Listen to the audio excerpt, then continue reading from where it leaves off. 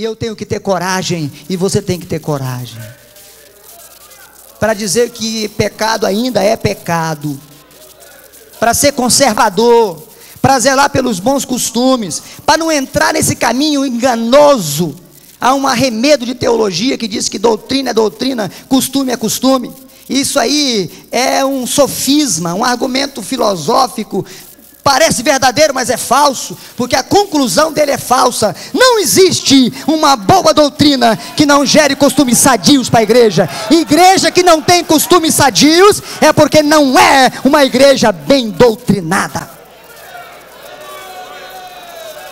E não pensa que Deus, com o tempo, ele se influencia. A cultura não influencia a Deus e não muda a palavra. A palavra de Deus para os nossos dias é: quem é santo, santifique-se ainda mais. Quem é justo, faça justiça ainda mais. Jesus está contando com a igreja do Brasil.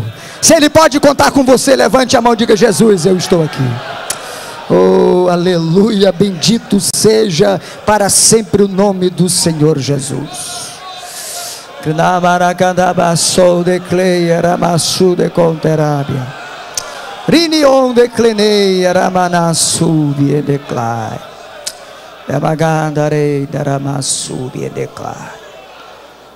Aleluia. Glórias ao nome de Jesus. Aleluia. Glória a Deus. Mas nós temos que ter muito cuidado, irmãos, porque a história nos mostra que a igreja foi influenciada muito pelos conceitos da sociedade. A sociedade conseguiu influenciar a igreja de um tanto que é algo assustador.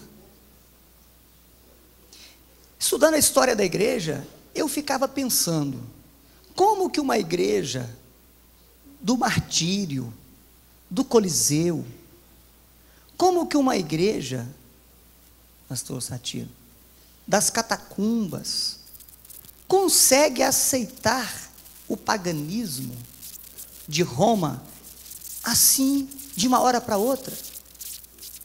Como? Se eles enfrentavam as feras, os leões, não tinham medo da espada, de nada. Como que eles então aceitaram o paganismo? Porque nós sabemos que no século IV em diante, cristão verdadeiro era minoria, formando pequenos grupos de resistência, espalhados, e eram tidos inclusive como hereges. O grande volume, inclusive dos sacerdotes, paganizaram, aceitaram o domínio de Roma, as benesses, as vantagens de Roma. Eu falei, mas como que isso aconteceu? Analisando a história da igreja, eu pude ver que o perigo disso, ou a razão disso, foi a infiltração da filosofia grega, sobretudo, e do pensamento romano, a secularização que houve do pensamento cristão. Vou resumir o máximo. Não estou aqui reprovando a filosofia no seu todo, porque ela tem alguma serventiazinha para fomentar o pensamento humano, gosto, mas ela é, perto do Evangelho, ela é nada.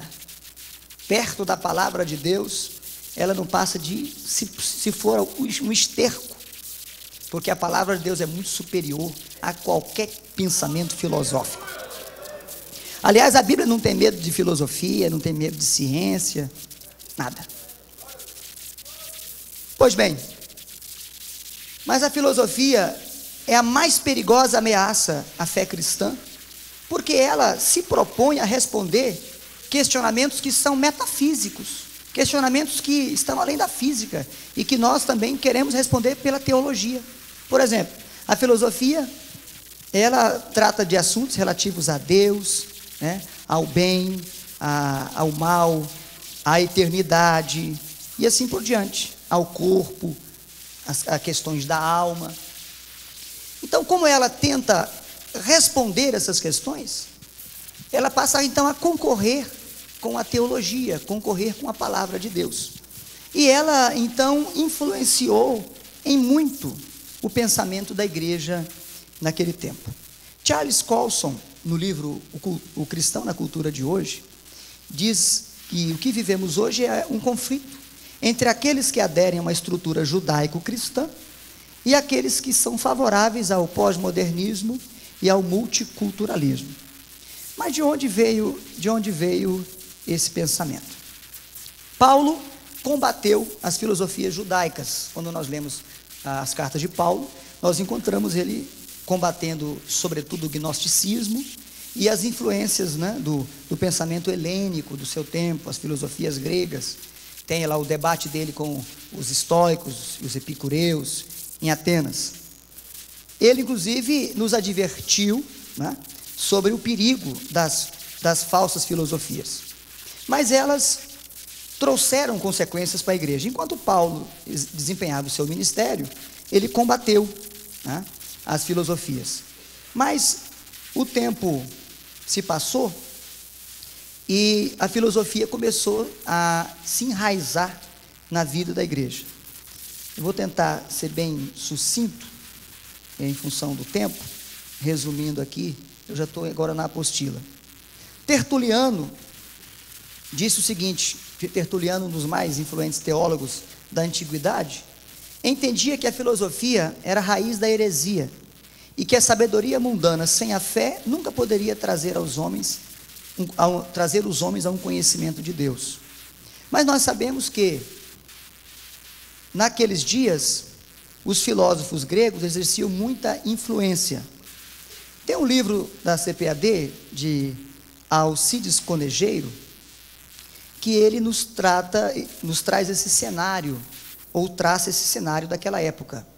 Ele diz o seguinte: temos por certo que foi o apelo aos filósofos a principal causa da paganização dos costumes, como a filosofia de Sócrates, em seu conceito errado de saber e fazer, Aristóteles, que emprestou seu saber à teologia escolástica, que é o neoplatonismo, e isso afetou grandemente a teologia cristã no tempo de Agostinho. Em virtude disso, diz ainda o autor, o verdadeiro evangelho, as boas novas ensinadas por Jesus, ficaram em segundo plano, e a interpretação que os filósofos davam às escrituras, e não aos ensinos do mestre e senhor, dominou o cristianismo. Essa evidência é confirmada porque, alguns anos depois, no princípio do século IV, o cristianismo estava muito distante dos cultos, costumes e práticas da igreja primitiva. Ele diz mais: no período de 222 a 235, vamos achar aqui na apostila para facilitar aos irmãos, página 94, 95, por aí.